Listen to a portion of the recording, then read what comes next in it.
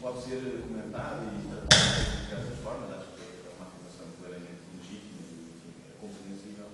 Pode ser comentado e visto sob diversas formas.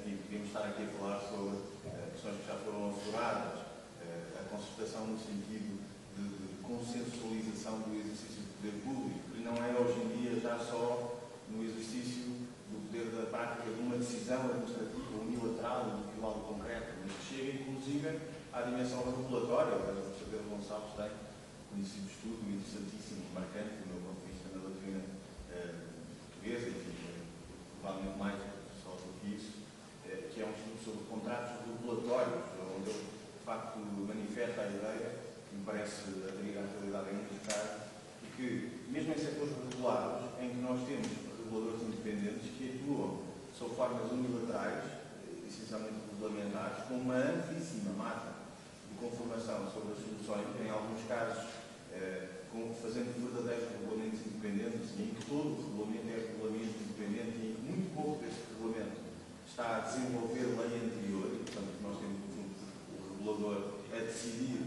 o essencial das opções, em alguns casos primários, daquele setor.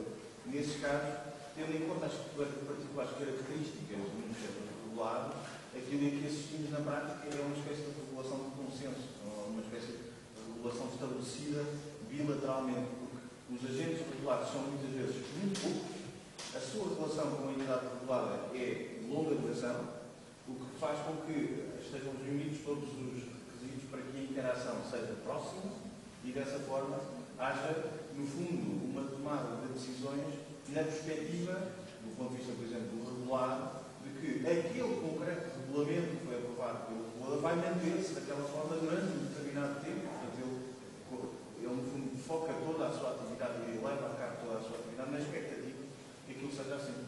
Podemos falar desse ponto de vista. A administração concertada não é difícil perceber, obviamente, que isso coloca desafios do ponto de vista da boa governação e do tema da concursão. Eu foquei-me num tema um bocadinho diferente desse, e como digo, vários temas que podiam ser aqui focados. Quando eu estava a preparar esta intervenção, foquei-me a partir de uma certa altura, concretizei ali uma ideia que já vinha de uma reflexão que faço sobre o direito europeu e o direito português, e que vi confirmado, não é confirmada, mas que vi mais um ponto, mais um passo, que permite aqui uma reflexão interessante no direito brasileiro.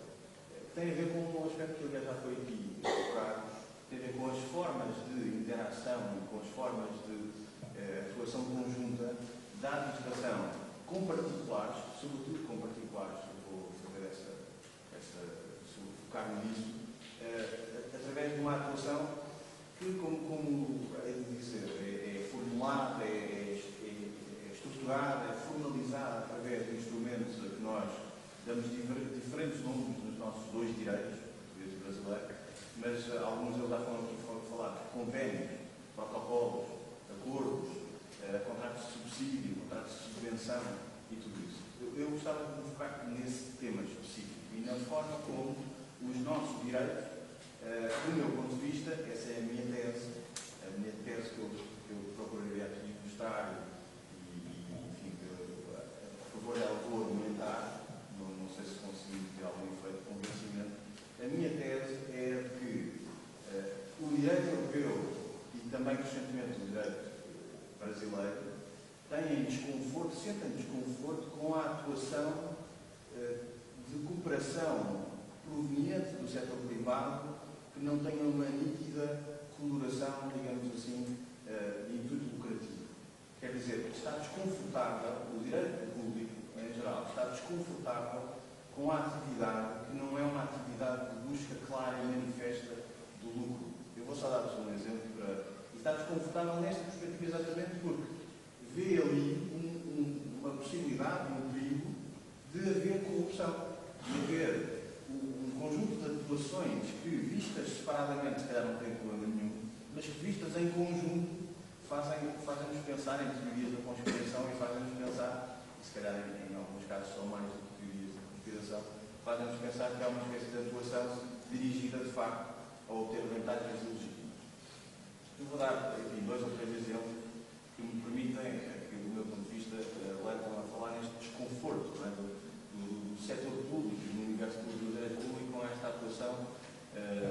desinteressado. O direito público tem dificuldade em perceber hoje em dia, acho que eu tenho cada vez mais dificuldade em perceber e em acolher as iniciativas do setor privado que sejam desinteressadas. Quase que dizendo, não há atuações desinteressadas provenientes do setor público. Vou dar um exemplo. Cá em Portugal existem umas coisas que se chamam contratos locais de segurança. Não sei se no Brasil tem algum instrumento dessa natureza. Os contratos locais de segurança são basicamente assim. Contratos celebrados, acordos celebrados entre as entidades públicas, designadamente aquelas que têm em seu cargo a segurança pública, a polícia inclusive, e atores essencialmente locais, autarquias locais, mas também agentes económicos e também entidades da sociedade civil sem fins lucrativos, destinadas a fazer o quê? Destinadas a fazer, lá está, a administração concertada, destinadas a fazer com que o exercício de uma atividade tipicamente unilateral, já que foi referido pelo Sr. Eu, que tinha colocado em muitos relatórios dos presos, etc. Mas uma atividade tipicamente unilateral, que é a Polícia de Segurança Pública, a ideia de que ela pode ser melhorada, pode ser tornada mais eficaz, se tiver o auxílio, o acordo e a mobilização de um conjunto de atores. Quer dizer, pensar em coisas dessa natureza pode ser um contributo válido para a segurança pública, coisas como, por exemplo, um urbanismo melhor. É quase um salto, não é? Um urbanismo melhor é uma coisa que induz a segurança. Quer dizer, se eu conseguir não criar ilhas em que se processam atividades de natureza criminosa e tal, se calhar eu consigo. E uma das formas de eu conseguir evitar isso é através do urbanismo. E então o que é que eu vou fazer? Eu vou chamar as pessoas que intervêm, por exemplo, nessa atividade, na área do urbanismo, e vou tentar associá-los, trazê-los para o contrato local de segurança e dizer assim, o que é que vocês conseguem fazer para melhorar esta questão concreta cujo objetivo final é desta empresa para estar a fazer isto? Qual é a lógica desta empresa para estar a fazer isto? Quer dizer, há uma dificuldade, de facto, de acolher isto de uma perspectiva que seja compatível com a lógica da atividade desinteressada. É interessante olhar, por isso é que eu me foquei na figura dos convénios. A figura dos convénios e a forma como está regulada no direito brasileiro e no direito português tem um paralelo interessante. No direito português existe uma ideia geral de que a concorrência não está presente em todos os contratos. Há uma norma que o diz, que é o artigo 5º, número 1 do Código dos Contratos Públicos, há uma norma que o diz, e depois há várias consequências dessa norma. Uma delas, está no artigo 5º, número 4 do mesmo Código dos Contratos Públicos, é a exclusão dos contratos de subsídio e subvenção da parte segunda do Código dos Contratos Públicos, ou seja, como diriam os brasileiros, dos procedimentos licitatórios. Okay? No caso do Brasil, há uma norma que versa sobre a figura dos convénios e que está no artigo 116 da famosa Lei 8666, não é? A Lei 8.666/93, em matéria de contratos administrativos, como se diz no Brasil, administrativos aqui funciona de certa forma em sinonímia com os nossos contratos públicos, se podemos dizer assim, embora isto precisasse de algumas especificações. Mas a verdade é que o regime é muito curioso, porque diz, em relação aos convénios, esta lei, a Lei 8666, é aplicável aos convénios, acordos, ajustes, etc., no que seja cabível. No que seja cabível. E a doutrina depois discute. Mas o que é que isto quer dizer? Eu tenho uma lei que trata de procedimentos públicos concorrenciais de licitação e depois tenho uma norma que diz assim, no que seja cabível, é aplicável esta lei aos convénios, acordos, ajustes, etc., etc., que sejam feitos numa lógica, depois a doutrina explica, numa lógica de atuação comum, de objetivos comuns, que não tenham um intuito, no fundo, em que a administração não está propriamente a promover uma solução que é interesse, mas em que o interesse é de ambos os que participam naquela operação. E a doutrina depois anda a explicar. Quer dizer, o que é que isto significa? Significa que há licitação. E a maior parte da doutrina é muito clara a dizer, não, a regra não é a licitação. A regra, por força daquela norma, não é a licitação, ou seja, a regra não é a concorrência. Mas quer dizer, não deixa de ser curioso, porque aliás, hoje em dia há autores mais recentes que vêm dizendo assim, não é bem assim. Não é bem assim porque aquela norma deve ser interpretada em conformidade com a Constituição e da Constituição e provavelmente do princípio republicano e provavelmente do artigo 37, acho que é o inciso 3º, se não me engano, da Constituição Federal de 1988, resulta a ideia de que todos os contratos, concessões e permissões, as concessões depois têm um artigo autónomo, mas a lógica é um bocadinho a mesma, mas todos os contratos e permissões devem ser objeto de prévia licitação. Ou seja, o que eu quero aqui dizer é que há uma tensão sobre este tema da atuação desinteressada e a sua sujeição às regras típicas da concorrência. E eu apresentaria aqui a minha ideia que esta tensão não é desajustada. Faz sentido continuar a discutir isto. Porquê é que faz sentido continuar a discutir isto? Porque se eu submeter a atividade desinteressada ao mesmo tipo de chamamento à concorrência que está previsto para o mercado em geral, há uma única consequência do meu ponto de vista, que é, a prazo, a atividade de terceiro setor tornar-se-á cada vez mais irrelevante e terá cada vez menos espaço para conseguir cooperar com o setor público, o que é um contrassenso, porque nós estamos sempre a dizer que a lógica do Estado é a lógica de que o Estado vai desempenhando menos funções e a sociedade civil vai assumindo mais. Só que a forma de nós fazermos isto cada vez mais é fazermos pública pela concorrência, mesmo em setores, como dizia a professora Irene, mesmo em setores em que a concorrência não está totalmente estabelecida. E o problema que isto pode gerar é uma desadequação entre a chamada pública à concorrência que eu faço e a capacidade dos agentes que estão naquele mercado para responderem àquilo de uma forma concorrencial. Exemplo, cá em Portugal discutiu-se que há uns tempos uma coisa muito, muito curiosa. Uma coisa chamada, um tema dos contratos de associação. Os contratos de associação na área da educação. Há uns contratos cá no ordenamento jurídico português que são os contratos de associação pela via da qual se faz basicamente o quê? Em áreas, pelo menos é essa a sua ideia principal, em áreas onde o Estado não tem escolas, contrata com privados que têm escolas lá nos sítios, que os privados desempenhem as tarefas da educação nos termos, enfim, aproximados àquilo que o próprio Estado faria, mas quando eu digo aproximados, digo bem, porque quer dizer, estamos a falar em alguns casos de fazer contratos com escolas confessionais, por exemplo. E é evidente que o Estado, numa escola pública, nunca daria uma educação no meio confessional, não é? Mas em alguns casos é isso que acontece, porque não há uma escola pública naquele sítio, há escolas privadas, a maior parte delas geridas por entidades sem fins lucrativos, e a questão que em Portugal se coloca agora é, a partir de uma regulamentação que há uns tempos apareceu, é a ideia seguinte, um bocadinho como dizia a professora Irene. Então, temos que criar critérios objetivos para podermos, no fundo, dar os fundos públicos a estas escolas numa lógica de que seja compatível com o princípio da eficiência.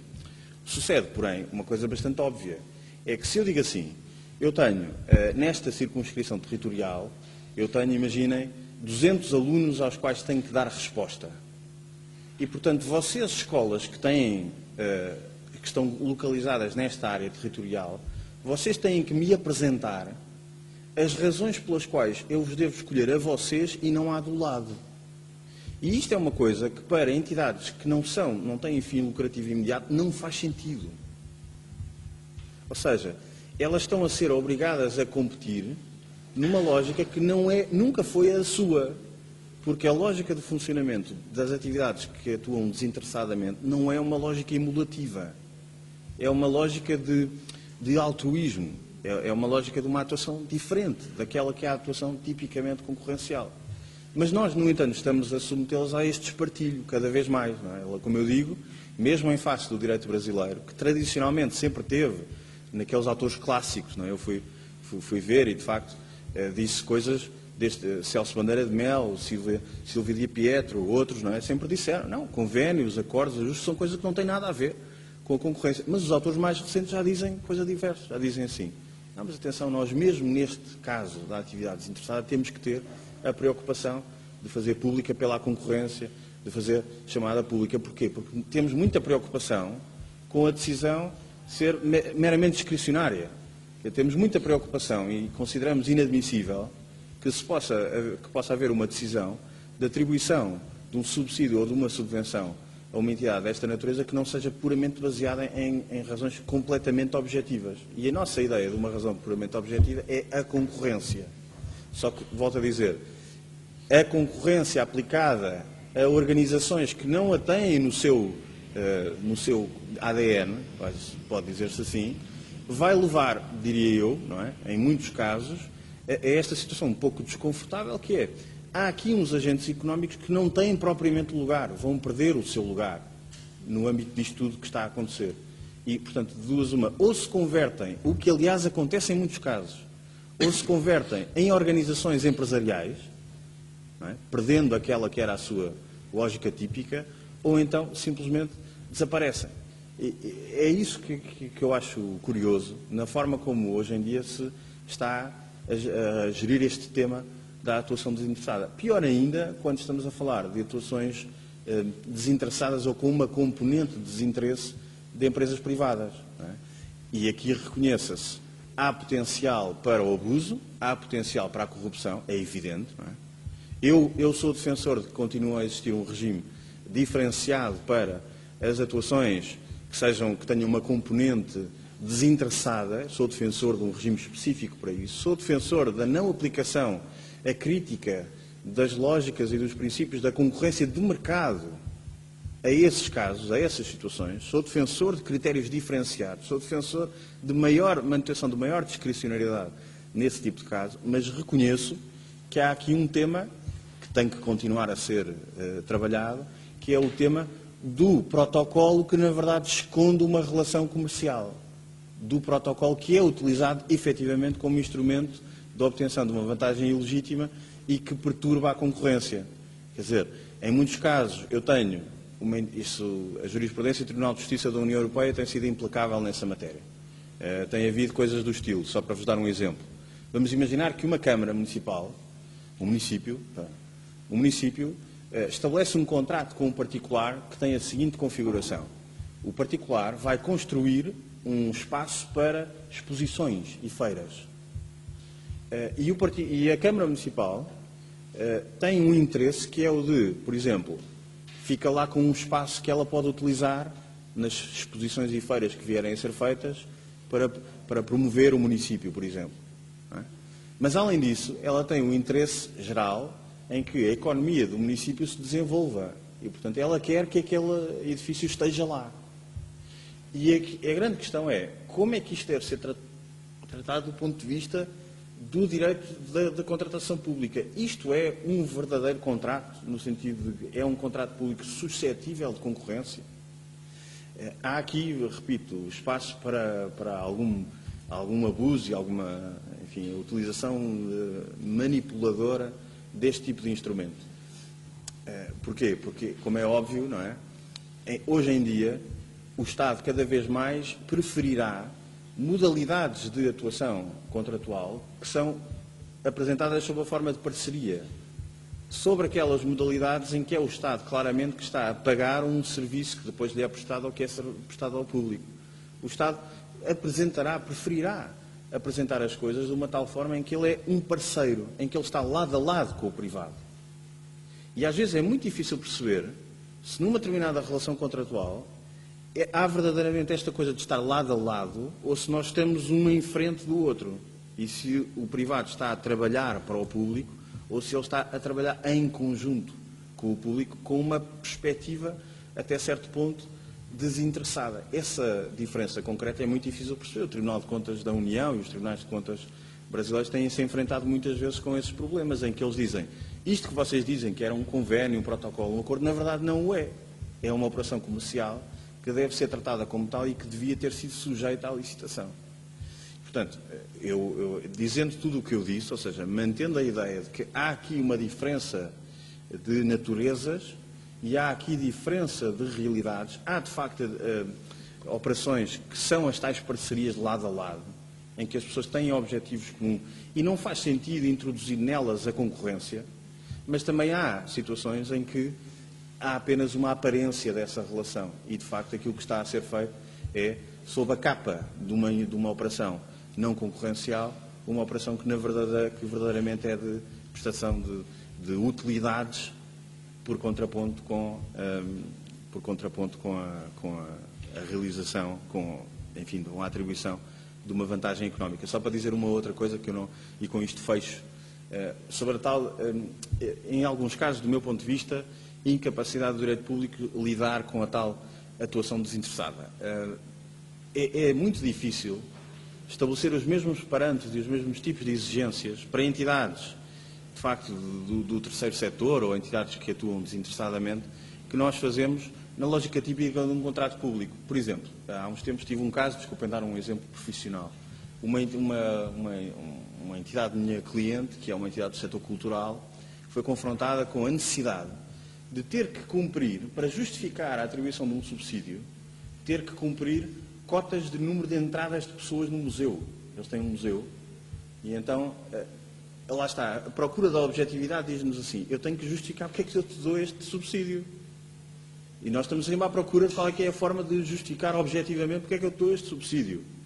E então chega-se ao ponto de dizer que uma entidade cultural vai ser avaliada e vai ser medida e vai ter o seu subsídio atribuído ou não, consoante o número de pessoas que entram. Depois gerou-se aquela questão de como é que nós contamos as pessoas, porque eles não faziam a mínima ideia como é que haviam de contar as pessoas. Mas, sobretudo, esta é a parte caricata, mas a parte verdadeira disto é que o impacto de uma entidade cultural não se mede pelo número de pessoas que entram no museu. Não pode ser medido dessa forma. E, portanto, aqui a lógica e o apelo que eu faria era um bocadinho da preservação de uma forma diferente de ser na relação do Estado ou das entidades públicas com um certo tipo de atuação que não deixou de existir, que existe mesmo, que não é sempre dirigida à obtenção de vantagens ilegítimas e que, do meu ponto de vista, deve continuar a ter um tratamento diferente. Enfim, eu estou a desenvolver estas reflexões num artigo, ainda não está finalizado, mas depois isso será publicado.